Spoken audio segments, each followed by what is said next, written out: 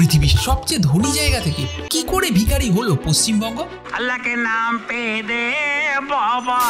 ইংরেজরা যখন ভারতে আসেনি তখন মুর্শিদাবাদ ছিল লন্ডনের থেকেও ধনী। মোগল আমলে ভারত ওয়ার্ল্ড জিডিপি 24% প্রডিউস করত, যার অর্ধেকটা আসতো বাংলা থেকে। কিভাবে এত ধনসম্পদশালী হয়েছিল বাংলা?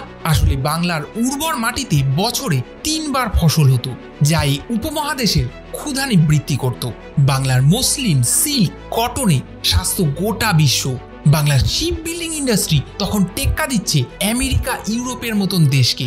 বাংলা থেকে বাণিজ্য চলতো ইউরোপ, মিডল ইস্ট এবং চীনের সাথে। মুর্শিদাবাদের ব্যাংকার জগৎ শেঠের মোট সম্পত্তির পরিমাণ ছিল $1 ট্রিলিয়ন।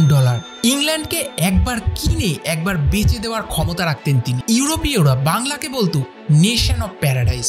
বাংলা ছিল গোটা বিশ্বের ট্রেড সেন্টার। কিন্তু 1757 সালে গভীর ষড়যন্ত্রে সিরাজউদ্দৌলার পরাজয়ের পর বাংলার সর্বস্ব লুট করে ইংরেজরা। বাঙালি চাষিদেরকে নীল চাষে বাধ্য করা হয়। বাঙালি তাঁতিদের ওপর অত্যাধিক ট্যাক্স বসিয়ে পঙ্গু করা হয় বাংলার বস্ত্র শিল্পকে।